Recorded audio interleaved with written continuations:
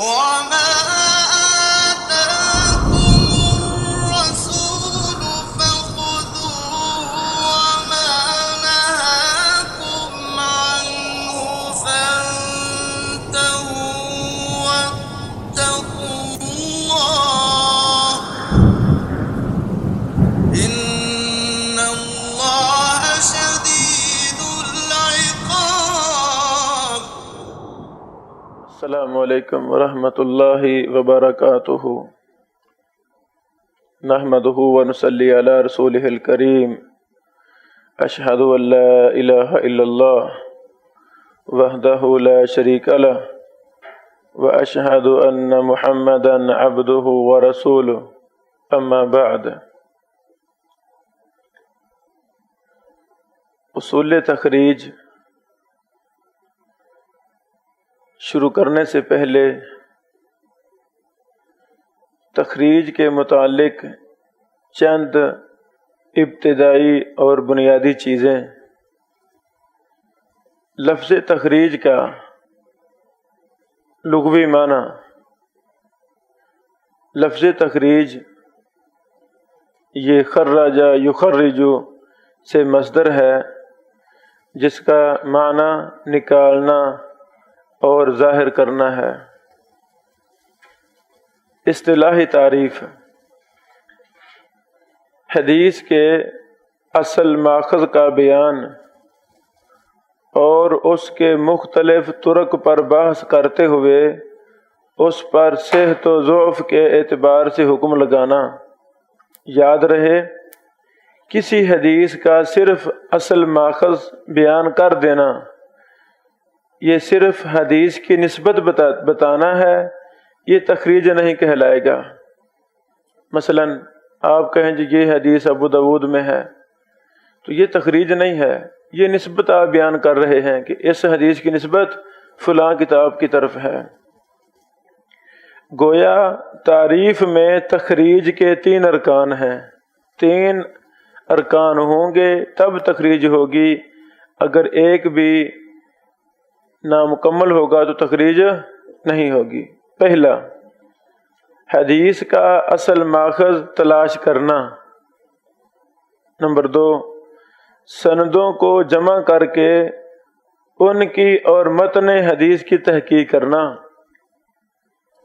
ایک سند پر حکم لگا دینا یہ بھی بہت بڑی جہالت ہے، درست نہیں ہے. صرف سند پر حکم لگا دینا یہ بھی غلط بات ہے. جب بھی ہمارے سامنے کوئی حدیث پیش ہوگی ہم اس کی تمام سندوں کو جمع کریں گے، خواہ 100 سند ہو خواہ 500 سند ہو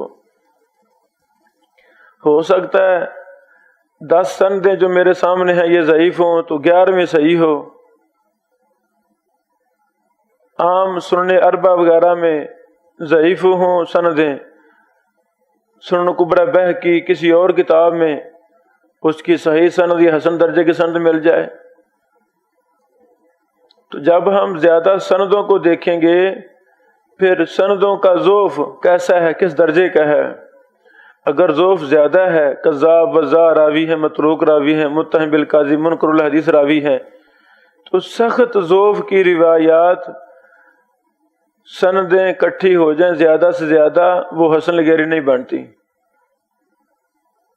ہاں اگر ضعف قلیل ہے تو وہ حسن لغیری ہی بن جاتی ہیں. ایک حدیث کی زیادہ سندیں ہیں، ضعف قلیل ہلکا ضعف ہے، سندیں بھی زیادہ ہیں، مخرج بھی زیادہ ہیں، سبب ضعف بھی الگ الگ ہیں، کسی میں کوئی ہے کسی میں کوئی کسی میں کوئی، تو اپنے شروط اور قیود کے ساتھ حسن لغیری ہی بن جاتی ہے. یہی ائمہ محدثین کا فیصلہ ہے. جنہوں نے مطلق انکار کر دیا حسن لغیری کا ان کو غلطی لگی ہے، ان کا موقف ٹھیک نہیں ہے، اس میں فرق ہے. نمبر 3، حدیث کے صحیح یا ضعیف ہونے کا حکم لگانا، یہ تیسرا رکن ہے. اگر کوئی حدیث کا ماخذ بھی تلاش کر لے، سندوں کو جمع بھی کر دے، زیادہ سندیں لکھ دے لیکن حکم نہیں لگاتا یہ روایت صحیح ہے یا ضعیف ہے، تب بھی تخریج نامکمل ہے. علم تخریج کی نسبت تمام علوم کی طرف۔ شرعی مسئلے کے حل کے لیے جانچ پڑتال کرنا ضروری ہے۔ جب بھی ہمیں کوئی مسئلہ درپیش ہوگا تو ہم نے بغیر تحقیق کی بات نہیں کرنی، بلکہ پڑتال کرنی ہے، تحقیق کرنی ہے۔ جس حدیث پر مسئلے کی بنیاد رکھنی ہے وہ ثابت بھی ہے کہ نہیں، سب سے پہلے ہم نے یہ دیکھنا ہے کہ میں فتویٰ دے رہا ہوں یا مسئلہ سمجھا رہا ہوں، لیکچر یا خطبہ دے رہا ہوں، جو میں نے حدیث کوٹ کرنی ہے، پیش کرنی ہے، حوالہ دینا ہے، کیا وہ ثابت ہے یا نہیں۔ کسی حدیث کو بیان کرنے کے لیے حدیث کی سند پر اطلاع پانے کے بغیر کوئی چارہ نہیں ہے۔ اگر سند ہی نہیں ہے تو پھر حدیث کیسی ہوئی؟ سند پر اطلاع پانا بڑا ضروری ہے۔ جب سند سامنے ہوگی تب روات پر بحث ہوگی۔ ان مراحل سے گزرنے کے بعد ہی کوئی محدث یا محقق مطلوبہ حدیث کی تحقیق تک پہنچ سکتا ہے۔ جس حدیث کی بھی تحقیق کرنی ہو اس میں یہی انداز اپنایا جائے گا۔ سند کے راویوں پر بحث دیکھیں گے، درجہ مقرر کریں گے ائمہ محدثین کے اقوال سے، سند میں انقطاع دیکھیں گے، پھر متن کی طرف دیکھیں گے، یہ شاذ تو نہیں ہے، اس میں کوئی خرابی تو نہیں، وغیرہ وغیرہ۔ تو سند اور متن کو دیکھ کر پھر حکم لگائیں گے۔ بعض علماء جو صرف سند کو دیکھ کر حکم لگاتے ہیں وہ بہت زیادہ غلطیوں کا شکار ہوتے ہیں۔ ابو داؤد کے اندر کتنی ایسی احادیث ہیں جن کی سندیں ضعیف ہیں، لیکن وہی احادیث صحیح بخاری میں ہیں، صحیح مسلم میں ہیں۔ آپ کا کیا خیال ہے؟ کیا ابو داؤد کی سند میں ایک راوی ضعیف ہونے کی وجہ سے، حالانکہ اس کا متن حدیث، اس کا شاہد وہ صحیح بخاری صحیح مسلم میں ہے، کیا ہم اس کو ضعیف کہہ دیں گے؟ ضعیف تو نہیں نہ کہیں گے کہ بھائی اس سند میں ضعف ہے، لیکن یہ اپنے شاہد کی وجہ سے جو بخاری میں ہے صحیح لغیری بن رہی ہے۔ اور صحیح لغیری کی یہی تعریف ہے نا کہ جس کی سند ضعیف ہو لیکن دیگر اس کے متعلق صحیح احادیث ہوں، شواہد اس کے صحیح ہوں اور سندیں صحیح ہوں، تو وہ مل کر یہ ضعیف سند صحیح لغیری بن جائے گی، نہ کہ ہم اس کو سند ضعیف ہی کہہ دیں گے یہ ضعیف ہے، تو یہ نقصان لازم آئے گا۔ علم تخریج سے مدد طلب کرنا، کسی چیز کے رد یا قبول کرنے سے پہلے اس کی جانچ پڑتال کرنا ضروری ہے۔ یہ تب ہی ممکن ہے جب علم تخریج سے واقفیت ہوگی، ورنہ انسان اصل حقیقت سے نا آشنا ہی رہے گا، بلکہ جو کچھ پڑھے گا اسے حقیقت خیال کرے گا، حالانکہ ایسا ہرگز نہیں ہے۔ علم تخریج کا واضع کون تھا؟ جیسے نحو کا واضع ابو الاسود الدؤلی رحمہ اللہ ہے، اس طرح اور فنون کے۔ تو علم تخریج کس نے وضع کیا، کس نے شروع کیا؟ اس کو وضع کرنے والا کوئی بھی شخص معین نہیں ہے۔ اس پر مختلف ادوار گزرے ہیں جس کی تفصیل بالاختصار درج ذیل ہے۔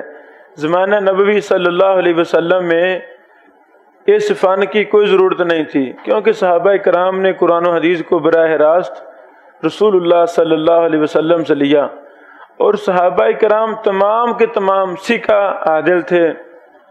اس وقت تخریج کا وجود ہی نہیں تھا۔ جب بعد میں کتب احادیث لکھی گئیں تب حدیث کی اصل کتاب کی طرف نسبت کرنا ضروری ہو گیا بعد میں، اور سند کے وجود سے تخریج کا وجود بھی شروع ہوا۔ فن تخریج کا حکم کیا ہے؟ اس کا سیکھنا فرض ہے، فرض کفایہ ہے، سنت ہے، مستحب ہے، کیا حکم ہے؟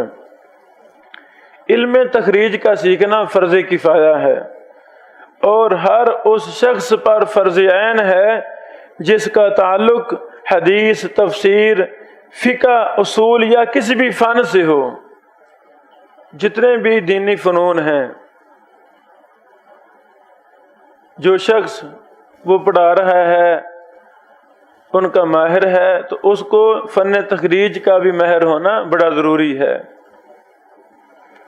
کیونکہ ہر کوئی حدیث کا محتاج ہے۔ آپ کا کیا خیال ہے، ایک مفسر کو حدیث کی ضرورت پڑتی ہے کہ نہیں پڑتی؟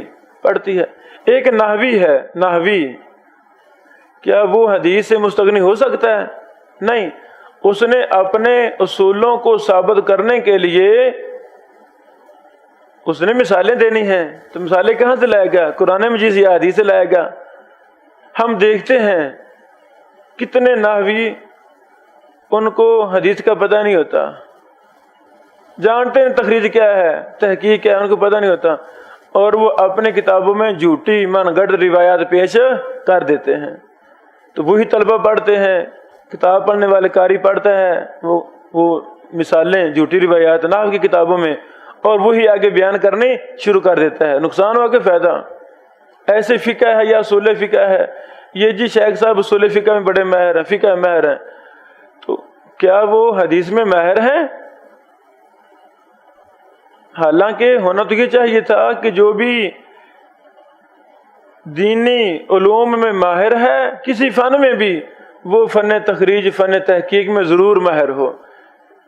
اب کتنے اساتذہ ہیں ماشاءاللہ فقہ میں بڑے ماہر ہیں، لیکن تخریج کے فن سے ناواقف ہیں، ان کو پتہ ہی نہیں ہے۔ کتنا نقصان ہوتا ہے، وہ طلبہ کے سامنے فقہ پیش کر رہے ہیں، اصول فقہ پیش کر رہے ہیں، اور مثالوں میں غلط، ضعیف، جھوٹی، من گھڑت، بے بنیاد مثالیں دے رہے ہیں۔ نقصان ہوا کہ فائدہ ہوگا؟ نقصان ہوگا۔ ایسے نہیں ہونا چاہیے۔ نحو کی کوئی بھی کتاب آپ اٹھا لیں، اس میں آپ کو بڑی بڑی غیر ثابت روایات آپ کو ملیں گی۔ ایسے فقہ کی کتابیں اٹھا لیں، مثلا ہدایہ ہی اٹھا لیں، مرگینانی حنفی رحمہ اللہ وہ فقہ میں ماہر تھے، فقہ جانتے تھے، لیکن کیا فن حدیث میں ماہر تھے؟ علوم حدیث میں ماہر تھے؟ جرح و تعدیل میں، تخریج و تحقیق میں ماہر تھے؟ نہیں، وہ ماہر نہیں تھے۔ یہی وجہ ہے کہ ہدایہ کے اندر سینکڑوں ایسی روایات ہیں جن کا ثبوت نہیں ہے، جن کی سندیں نہیں ہیں، عطا پتہ ہی نہیں ہے۔ حدیث کچھ ہے، مصنف نے کچھ کر کے پیش کی ہے، نقصان ہو گیا نا۔ تو اگر مرگینانی صاحب رحمہ اللہ اس فن میں ماہر ہوتے جس طرح وہ فقہ میں ماہر ہیں، تو وہ کبھی بھی جھوٹی، ضعیف، بے بنیاد، بے سند روایات کو اپنی کتاب میں نہ لاتے۔ علامہ ذیلی حنفی رحمہ اللہ نصب الرایا کیوں لکھی ہے؟ علامہ ذیلی رحمہ اللہ نے نصب الرایا کیوں لکھی ہے؟ اسی لیے کہ ہدایہ میں احادیث کے بہت ہی نااہلی کا ثبوت دیا گیا ہے احادیث کو پیش کرنے میں۔ مصنف کو پتہ نہیں میں کیا پیش کر رہا ہوں، مسئلے کی بنیاد جھوٹی روایتوں پر، مسئلے کی بنیاد بے سند روایتوں پر، مسئلے کی بنیاد پتہ نہیں کیسی کیسی چیزوں پر، دو روایتیں ہیں، مطلب نکالنے کے لیے اس کو ایک کر رہے ہیں۔ کتاب الصلاۃ، کتاب الطہارہ، ان دونوں پر میں نے خود بھی ایک مقالہ، ایک کتاب لکھی الحمدللہ، کہ مرگینانی صاحب رحمہ اللہ استدلال میں کیسی روایات پیش کرتے ہیں، اور اکثر بہتر ضعیف اور جھوٹی بے سند ہیں جن کا کوئی تو پتہ نہیں ہے۔ ابن ابی العز الحنفی رحمہ اللہ جو بہت بڑے امام ہیں، عقیدہ طحاویہ کی شرح لکھنے والے، شرح عقیدہ طحاویہ کے نام سے، انہوں نے بھی ہدایہ پر کام کیا ہے، التنبیہ علی مشکلات الہدایہ۔ اللہ اکبر، بڑی قیمتی کتاب، بڑی نایاب کتاب۔ ہدایہ پڑھنے والے اور پڑھانے والے پر ضروری ہے کہ وہ التنبیہ علی مشکلات الہدایہ کا ضرور مطالعہ کرے۔ انہوں نے حنفی ہیں، ہدایہ پر کام کرنے والے وہ حنفی ہیں۔ ابن ابی العز الحنفی بڑے مشہور امام ہیں، محدث ہیں رحمہ اللہ، انہوں نے ہدایہ کا ایسا پوسٹ مارٹم کیا ہے کہ انسان حیران رہ جاتا ہے۔ فقہی مسائل پر اختلاف کہ مرگی نانی صاحب آپ کو کیا ہو گیا ہے، یہ مسئلے کس سے آپ استدلال کر رہے ہیں، کیوں لکھ رہے ہیں، یہ تو بے بنیاد غلط جھوٹے مسئلے ہیں، ان کا ثبوت ہی نہیں۔ پھر جو روایات پیش کرتے ان پر بڑا ہی تبصرہ کیا ہے ابن ابی العز الحنفی رحمہ اللہ۔ یہ کتاب مطبوع ہے، سعودی عرب سے مطبوع ہے، اور پشاور سے اس کا فوٹو سکین کر کے اس کو بھی شائع کیا گیا ہے۔ یہ کتاب ضرور آپ خریدیں، التنبیہ علی مشکلات الہدایہ، ہدایہ کا فقہ حنفی کے ہی محدث نے ایسا پوسٹ مارٹم کیا ہے کہ انسان حیران رہ جاتا ہے۔ تو یعنی خلاصہ کلام یہ ہے، جس کا بھی تعلق دینی علوم میں سے کسی کے ساتھ بھی ہے اس کو فن تخریج جاننا چاہیے، ضرور جاننا چاہیے۔ تخریج کی اقسام، عموماً تخریج کی 3 قسمیں ہیں جو ہمارے ہاں رائج ہے۔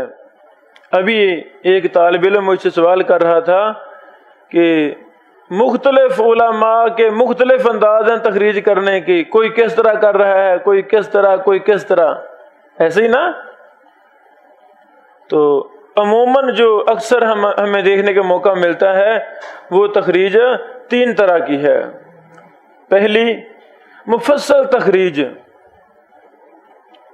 حدیث کی تمام اسانید، تمام حوالہ جات، تمام توابع، تمام شواہد اور تمام روات پر سیر حاصل بحث کرنا، پھر متن پر بحث کرنا، تفصیل کے ساتھ بحث کرنا، اور ہر راوی پر صحت و ضعف کے اعتبار سے حکم لگانا،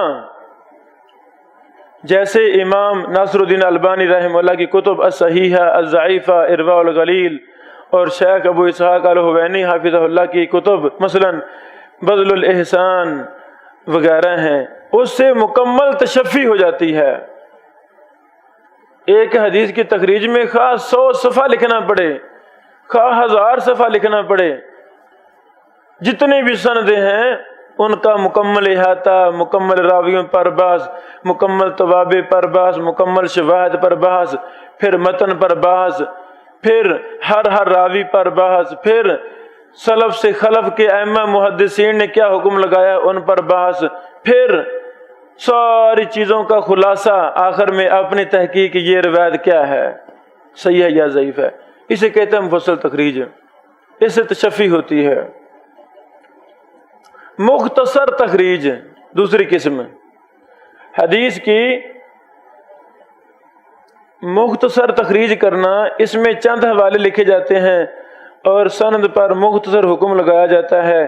یہ طریقہ بھی درست ہے، 2-4 حوالے لکھ دیے جائیں اور سند پر مختصر حکم لگا دیا جائے، جو ہمارے ہاں پاکستان میں عام چلتا ہے، تو یہ طریقہ بھی درست ہے، لیکن اس میں نقص کافی ہیں، بہت زیادہ ہمیں اس میں نقص ملتے ہیں۔ بعض دفعہ کئی مجبوریاں بھی سامنے ہوتی ہیں، مثلا مکتبے والے کہتے ہیں جی مفصل تخریج نے مختصر کرنی ہے، آج کل سارے ایسے کہتے ہیں جی بس 1 لائن میں تخریج ہو جائے، 2-3 لائنوں میں تخریج ہو جائے، تخریج تو نہیں نہ ہوتی۔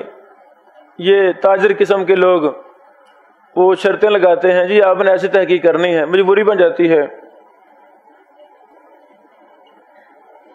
یہ طریقہ اس وقت بہتر ہے، آپ مختصر تخریج کریں، ساتھ مفصل تخریج کی طرف رہنمائی بھی کریں کہ جی مختصر تخریج تو یہ ہے، 2-4 حوالے 2-4 لائنوں میں لکھ دیں، حکم لگا دیں صحیح ہے یا ضعیف ہے۔ اگر کوئی توابع آپ کو ملا ہے، شاہد ملا ہے جس کی وجہ سے روایت صحیح ہو رہی ہے، تو وہ ضرور لکھیں، اشارہ کر دیں کہ یہ روایت فلاں کی وجہ سے صحیح ہے۔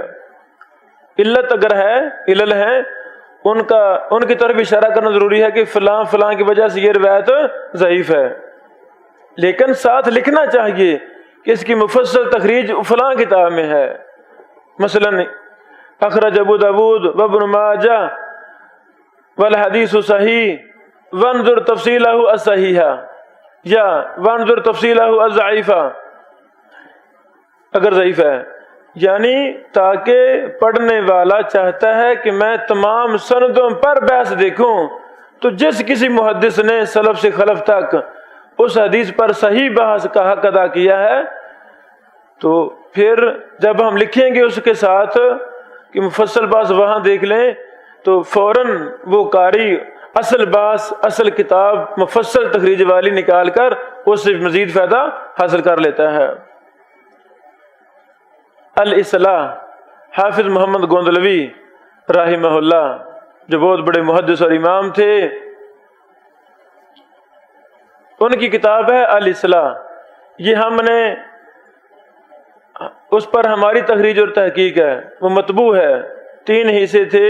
حصہ نمبر 2 پر میں نے کام کیا، حصہ نمبر 1 پر ہمارے دوست عبدالرؤف صاحب نے، اور تیسرے حصے پر مولانا فیاض آسی صاحب حافظہ اللہ نے۔ یہ ہم نے مقالہ مرکز تربیہ الاسلامیہ میں پیش کیا تھا، اس میں یہی آپ کو طریقہ ملے گا۔ حدیث کی تخریج مختصر ہے 1-2 لائنوں میں، لیکن آگے تفصیل ضرور ہے۔ انظر تفصیلہ فی کتاب فلاں، تاکہ پڑھنے والا مفصل بحث دیکھنا چاہے فوراً اس تک پہنچ جائے، اس کا بڑا فائدہ ہوتا ہے۔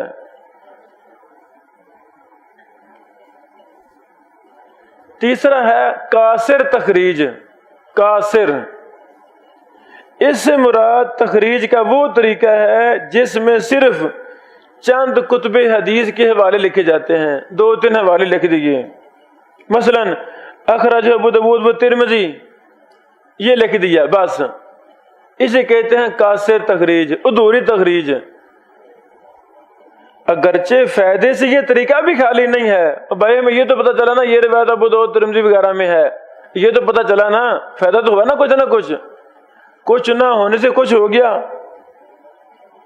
لیکن صحت و ضعف کے فرق کی وضاحت نہ ہونے کی وجہ سے اصطلاحی اعتبار سے اس کو تخریج ہم نہیں کہہ سکتے۔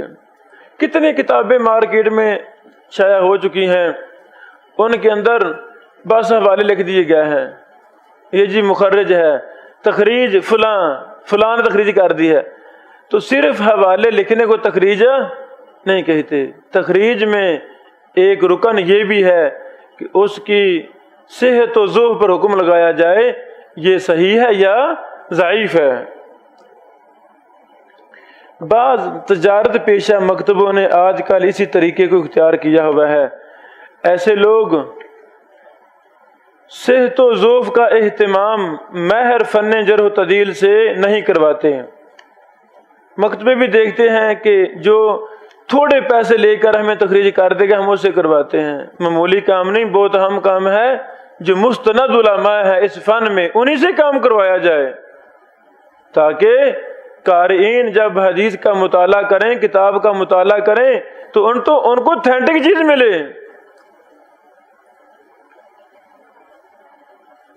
ہر کام میں اللہ رب العالمین کا ڈر یہ بہت ضروری ہے، بہت ہی ضروری ہے۔ علماء کے لیے تو سب سے زیادہ ضروری ہے، کیونکہ یہ اللہ تعالیٰ کی شریعت کو آگے منتقل کر رہے ہوتے ہیں۔ مصنف ہے، وہ بھی اللہ تعالیٰ سے ڈرتے ہوئے کتاب لکھے، اس کو طریقہ آنا چاہیے، اس کو تخریج و تحقیق کا فن آنا چاہیے، جرح و تعدیل کا فن آنا چاہیے، پھر وہ قلم اٹھائے۔ ان کو پتہ نہیں ہوتا تخریج کیا ہے، تحقیق کیا ہے، بالکل نابلد، بالکل جاہل قسم کے لوگ ہوتے ہیں، اس فن سے ناواقف ہوتے ہیں، تو وہ تخریج کرنا شروع کر دیتے ہیں۔ مثلا نام لینا مناسب نہیں ہے، کتنی کتابیں شائع ہوئی ہیں، طہارت کی کتاب، نماز کی کتاب، روزوں کی کتاب، فقہ الحدیث وغیرہ۔ اب جو کتاب لکھنے والا ہے اس کا انداز کیا ہے تحقیق میں، اس کو فلاں نے نکالا ہے تو ٹھیک، الحمدللہ حوالے ہو گئے۔ آگے اس حدیث کو امام نووی نے صحیح کہا ہے، شیخ البانی نے حسن کہا ہے، دکتور بسام نے اس کو ضعیف کہا ہے، اور فلاں نے حسن ذات ہی کہا ہے۔ سمجھ لگی؟ ایک حدیث ہے، وہ کتاب لکھنے والے کو پتہ ہی نہیں ہے میں کیا بونگیاں مار رہا ہوں، تحقیق میں کیا لکھتا ہے کہ جس نے صحیح کہہ دیا وہ صحیح لکھ دیا، جس نے ضعیف کہا وہ ضعیف لکھ دیا، جس نے حسن کہا وہ حسن لکھ دیا۔ 3-4 حوالے ایک حدیث پر وہ ہمیں قارئ کو ملنے کو ملتے ہیں۔ آپ مجھے بتائیں اس کا فائدہ کیا نقصان ہوگا؟ سراسر نقصان ہوگا۔ اللہ کے بندے، تیرے اندر اتنی بھی اہلیت نہیں کہ آپ ان مختلف اقوال میں اس اختلاف میں جو راجح ہے وہ لکھ دیں۔ راجح ایک ہے کہ 2 ہیں؟ ایک راجح ہے، ان کو پتہ ہی نہیں ہے اس فن کا کہ راجح مرجو کیسے نکالنا ہے۔ علماء کے اختلاف ہو جائے، کچھ صحیح کہہ رہے کچھ ضعیف کہہ رہے، تو ایک تو ٹھیک ہے نا، تو ایک ہی لکھنا چاہیے۔ کچھ مدارس میں ہمیں جانے کا اتفاق ہوا، وہاں کے طلبہ اور اساتذہ سے ہم نے پوچھا بھی کیا انداز ہے تحقیق کا، طلبہ کیسے لکھواتے ہیں۔ ہم نے وہ کتابیں دیکھی، مثلا ایک استاد ابو داؤد پڑھا رہا ہے، سنن ابی داؤد بڑی اہم کتاب ہے، ایک مرجع، ایک بڑی اصل کتاب ہے۔ تو جو استاد محترم پڑھا رہے ہیں ان کو یہ نہیں پتا کہ تحقیق کیا ہے، تخریج کیا ہے، جرح و تعدیل کا پتہ ہی نہیں ہے۔ اچھا، بچے پوچھتے استاد محترم یہ روایت کیا حکم ہے، صحیح ہے کہ ضعیف؟ صحیح۔ استاد جی فلاں نے ضعیف کہا ہے تو ضعیف بھی لکھ لو، ضعیف، صحیح، ضعیف۔ بس اللہ کی قسم میں نے دیکھا۔ اگلی روایت استاد جی نے پڑھائی، جی پڑھا، لکھ لو حسن، استاد جی فلاں نے ضعیف کہا ہے، لکھ لو ضعیف، حسن و ضعیف۔ کیا مطلب؟ ایک نے حسن کہا ہے تو دوسرے نے ضعیف کہا ہے۔ انا للہ و انا الیہ راجعون۔ تو یہ بہت المیہ ہے، یہ بہت بڑی جہالت ہے۔ اس استاد کو اس فن کے ساتھ لگاؤ کرنا چاہیے، اس کو سیکھنا چاہیے، پھر حدیث پڑھائے۔ ارباب مدارس بھی دیکھ کر بندوں کو رکھیں کہ کون حدیث کا اہل ہے، جس سے ہم حدیث پڑھوا رہے ہیں کیا وہ حدیث کا اہل بھی ہے کہ نہیں، ورنہ نقصان ہوگا۔ رجال پیدا نہیں ہوں گے، جہال پیدا ہوں گے، محقق نہیں پیدا ہوں گے۔ وہ جس میدان میں بھی جائیں گے، فن خطابت میں جائیں گے تو جہالتیں ماریں گے، تدریس میں جائیں گے جہالتیں ماریں گے، تصنیف میں جائیں گے جہالتیں ماریں گے۔ تو اللہ تعالی ہمیں اس چیز سے محفوظ فرمائے۔ تخریج کے فوائد کیا ہیں؟ فائدہ معلوم ہو جائے تب انسان اس کی اہمیت کو اچھی طرح جان لیتا ہے۔ تو اس کے فوائد کیا ہیں؟ اس کے کئی ایک فوائد ہیں۔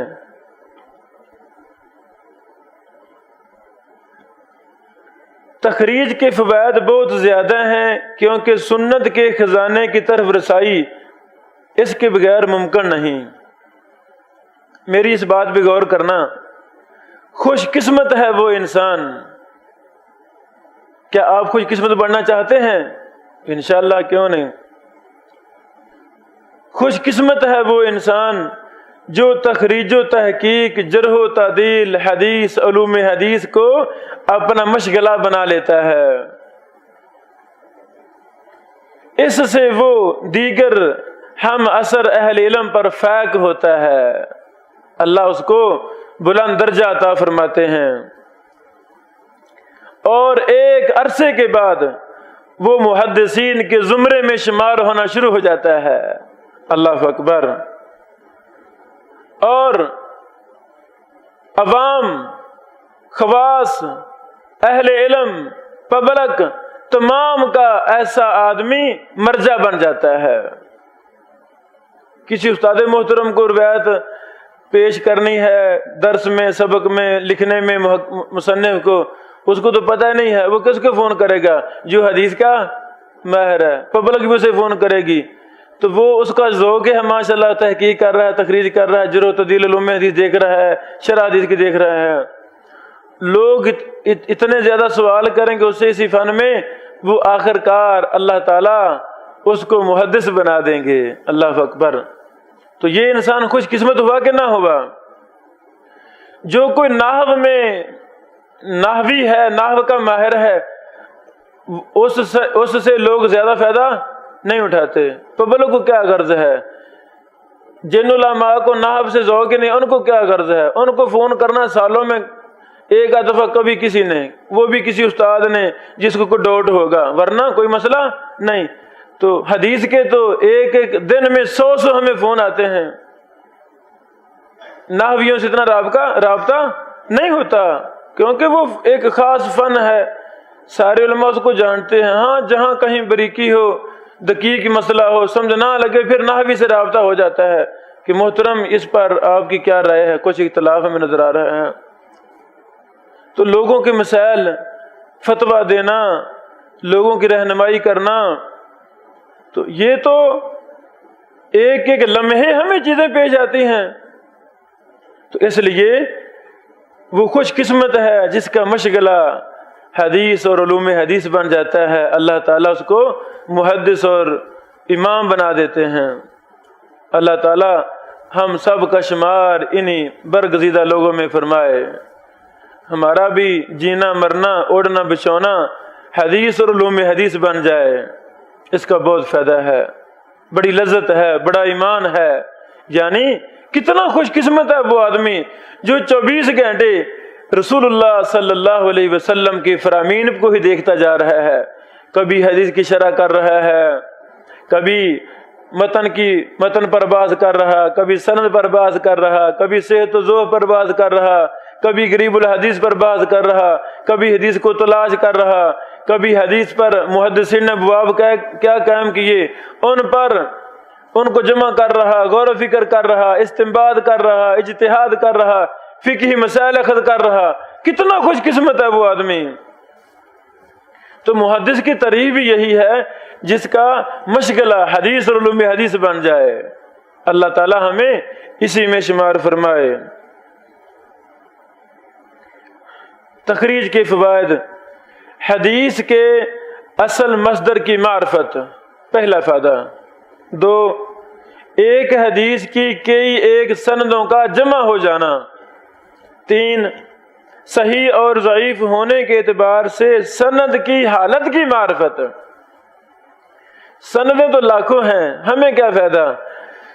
ہمیں تب فائدہ ہوگا جب ہمیں اس کی معرفت ہوگی، یہ صحیح ہے یا ضعیف۔ بعض دفعہ ایک سند میں ضعف ہوتا ہے لیکن تتبع طرق سے اس کی کوئی صحیح سند مل جاتی ہے۔ تخریج کے فوائد۔ 5واں فائدہ، حدیث پر محدثین کے حکم کی معرفت۔ جب ہم تخریج کریں گے تو اس حدیث پر ائمہ محدثین نے کیا کیا حکم لگائے ہیں ہمیں مل جائیں گے الحمدللہ۔ نمبر 6، روات میں محمل کی تمیز۔ محمل کسے کہتے ہیں؟ ایک روایت میں آ گیا ہے عبداللہ، حدثنا عبداللہ، ہمیں پتہ ہے نہیں، تو دوسری سند اسی حدیث کی وہاں پر وضاحت آ جاتی ہے، یہ جی عبداللہ بن فلاں ہے، تو فائدہ ہوا نا تخریج کا۔ جب ایک سند میں محمل راوی ہو تو دوسری سندوں کو تلاش کرنے سے اس کی وضاحت مل جاتی ہے۔ 7واں فائدہ، مبہم کی تعیین۔ بس اوقات سند میں ایک راوی مبہم ہوتا ہے، مبہم کہتے ہیں حدثنا رجل ان رجل ان ثقۃ اخبرنی ثقۃ، یہ مجہول ہے، پتہ نہیں، مبہم ہے، پتہ نہیں کون ثقہ ہے، رجل سے مراد پتہ نہیں کون سا وہ آدمی ہے، ہمیں کو پتہ ہے نہیں، یہ مطلب ہے۔ ان رجل، تو دوسری سند میں اس کی وضاحت مل جاتی ہے کہ رجل سے مراد کون بندہ ہے۔ 8واں فائدہ، مدلس جو کثیر التدلیس ہے اس کی سماع کی صراحت۔ مدلس کی سماع کی صراحت۔ حضرات گرامی، یہ اصول حدیث کا مسئلہ ہے، جب راوی مدلس ہو، کثیر التدلیس ہو، وہ عن سے بیان کر رہا ہو، اس کی روایت ضعیف ہوتی ہے۔ لیکن اگر مدلس جو کثیر التدلیس ہے وہ سماع کی صراحت کر رہا ہے، سماع کی صراحت مل گئی ہے، تو پھر اس کی روایت صحیح ہے۔ مثلا ابن ماجہ میں ایک حدیث ہم نے دیکھی، اس میں مدلس راوی ہے، تیسرے چوتھے پانچویں طبقے کا راوی ہے، کثیر تدلیس ہے، وہ ان سے بیان کر رہا، ہم کہیں گے یہ روایت ضعیف ہے، لیکن اسی روایت کا تتبع کیا ہم نے، دیگر کتب حدیث میں دیکھی، وہاں پر ہمیں اس کی کیا مل گئی؟ صراحت۔ راوی نے کہہ دیا سمعت، حدثنا، اخبرنا، انا نہیں کہا، تو وہ روایت صحیح ہوگی الحمدللہ۔ تو سماع کی صراحت کیسے ملے گی؟ جب ہم سندوں کا تتبع کریں گے، تخریج کریں گے، ورنہ ہمیں نہیں ملے گی۔ نواں فائدہ، مختلط راوی کے اختلاط کی وضاحت کا ملنا۔ ایسا راوی جس کا آخر عمر میں حافظہ خراب ہو گیا تھا، کوئی مسئلہ بنا، غم آیا اولاد کی طرف سے، یا کوئی کتابیں جل گئیں، یا کوئی بیماری ہو گیا، حافظہ خراب ہو گیا، اسے کہتے ہیں مختلط، اختلاط کیا گیا۔ اس راوی کی وضاحت مل جاتی ہے۔ ایک سند میں مختلط راوی ہے تو کسی دوسری سند میں اس کی وضاحت مل جاتی ہے کہ فلاں راوی نے اس کے اختلاط میں مبتلا ہونے سے پہلے سنا ہے یا بعد میں۔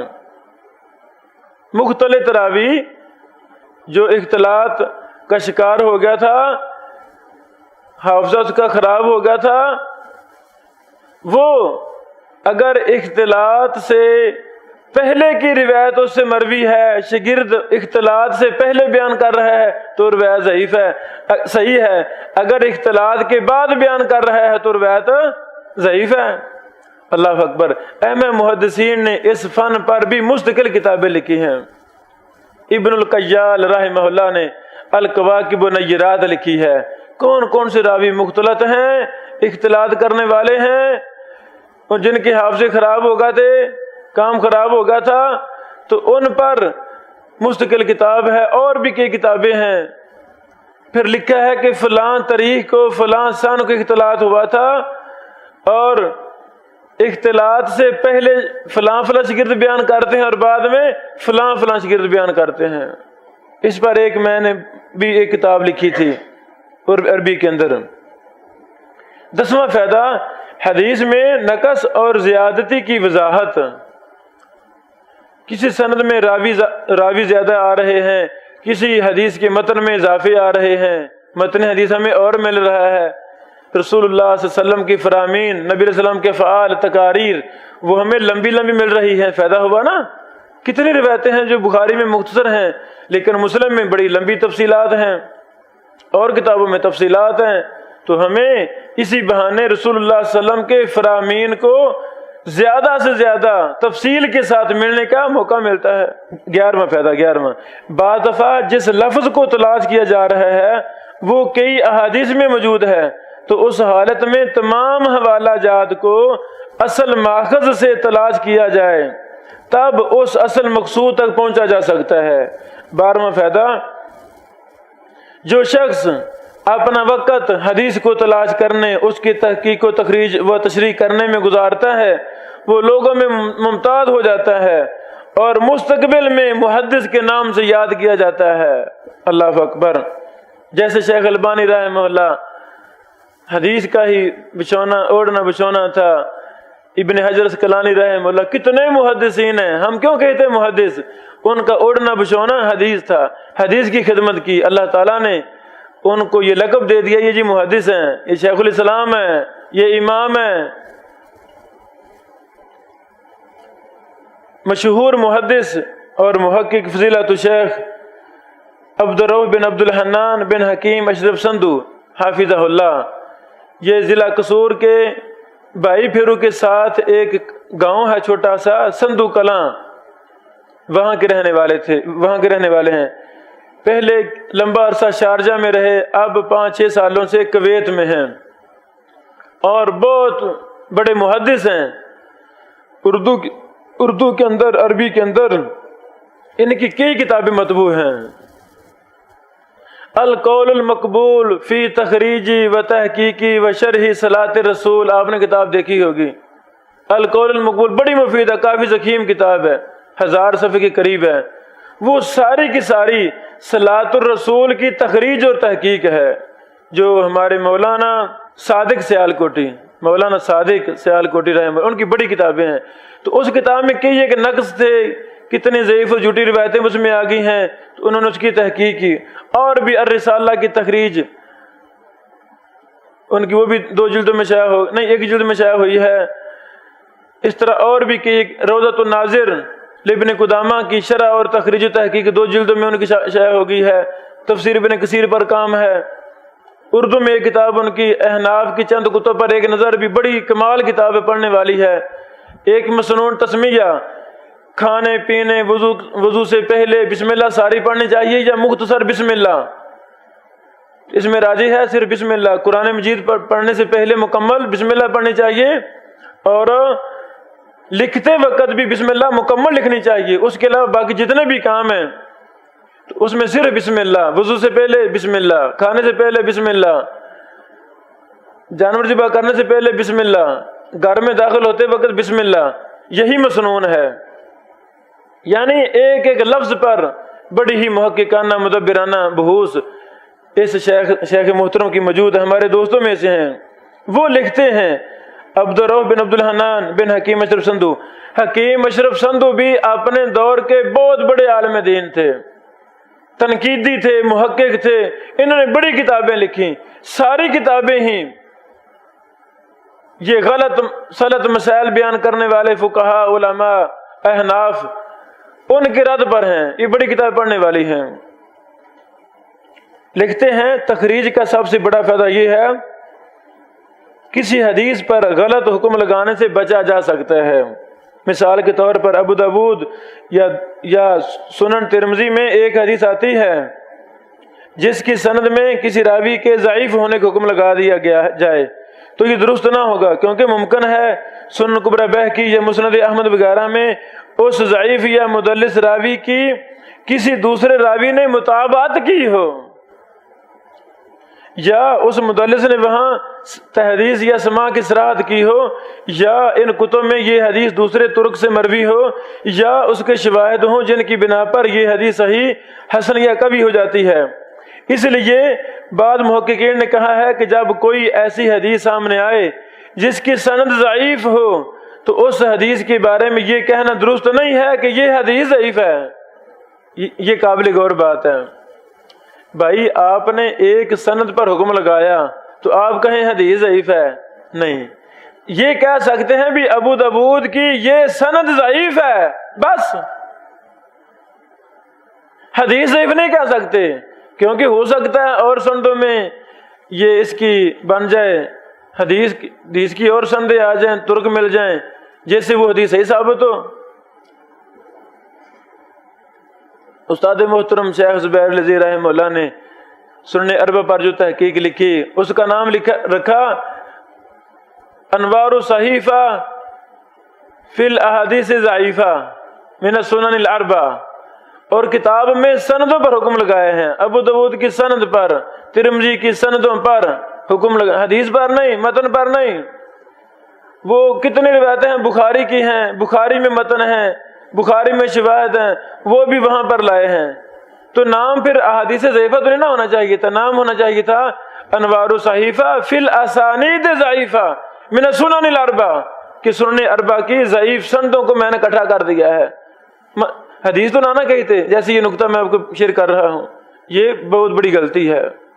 لکھتے بھی ہیں بعض دفعہ استاد محترم کہ جی اس کی اصل بخاری میں ہے، اس کا شاہد بخاری میں ہے. جب بخاری میں ہے تو پھر ابو داؤد کی روایت یہ صحیح ہے کہ ضعیف ہے؟ حدیث تو صحیح ہے نا، سند ضعیف ہے تو پھر کیا ہوگا؟ حدیث صحیح ہے تو آپ اس کو احادیث ضعیفہ میں نقل کیوں کر رہے ہیں؟ اس کو نہ نقل کریں، یہ جرم ہے. ایک نہیں دو نہیں، 1000 سے زیادہ احادیث اسی کتاب میں صحیح ہیں، صحیح احادیث ہیں جن کو منہجی غلطی کی وجہ سے شیخ صاحب نے اس کے اندر کوڈ کر دیا ہے کہ یہ جی احادیث ضعیفہ ہیں، حالانکہ اسانید ضعیفہ ہیں، یہ جمع کی ہیں، احادیث ضعیفہ نہیں. اسانید ضعیفہ میں بھی پھر منہجی اختلاف، تدلیس کے مسئلہ میں، اصل گیری کے مسئلہ میں، سکہ کی زیادتی کے مسئلہ میں، اور کہ یہ ایک جمہور کی توثیق کے مسئلہ میں وغیرہ وغیرہ، وہاں بھی شیخ صاحب رحمہ اللہ غلطیاں لگی تھیں کہ یہ ایک منہجی. تو اس اعتبار سے بھی کتنی صحیح روایات کو شیخ صاحب نے ضعیف بنا دیا، نقصان ہوا. اب علماء اللہ ان کو جزائے خیر دے پہلے بھی تحقیقات ہوئی ہیں بہت زیادہ، تو وہ دفاع حدیث یہ بڑا ضروری کام ہے۔ تو یہ کب ہوگا؟ غلطی ہم کب پکڑیں گے؟ جب ہم تخریج و تحقیق کے ماہر ہوں گے، ورنہ سارا نقصان ہو جائے گا، فائدہ نہیں ہوگا۔ جس کی سند ضعیف ہو تو اس حدیث کے بارے میں یہ کہنا درست نہیں ہے کہ یہ حدیث ضعیف ہے، بلکہ کہا جائے گا یہ حدیث اس سند سے ضعیف ہے، کیونکہ ممکن ہے یہ حدیث دوسری سند سے مروی ہو یا اس کے شواہد ہو، مگر جب تتبع اور بحث کے بعد ظن غالب یہ ہو کہ اس حدیث کی دوسری سند یا شواہد نہیں ہیں، تو پھر اس حدیث پر مطلقاً ضعف کا حکم لگایا جا سکتا ہے۔ کب؟ جب تتبع استقراء کیا ہے، پھر ورنہ نہیں۔ یہ بات القول المقبول صفحہ نمبر 20-21۔ آگے مزید لکھتے ہیں اگر ابو داؤد یا سنن میں ایک حدیث صحیح سند سے مروی ہے تو اس صورت میں بھی اس کی تخریج خالی از فائدہ نہیں ہوگی، کیونکہ ممکن ہے کہ دوسری کتب میں اس حدیث کی دوسری سندیں یا اس کے شواہد ہوں۔ اس صورت میں فائدہ یہ ہوگا کہ اس حدیث کی صحت پر مزید اطمینان ہو جائے گا۔ اللہ اکبر۔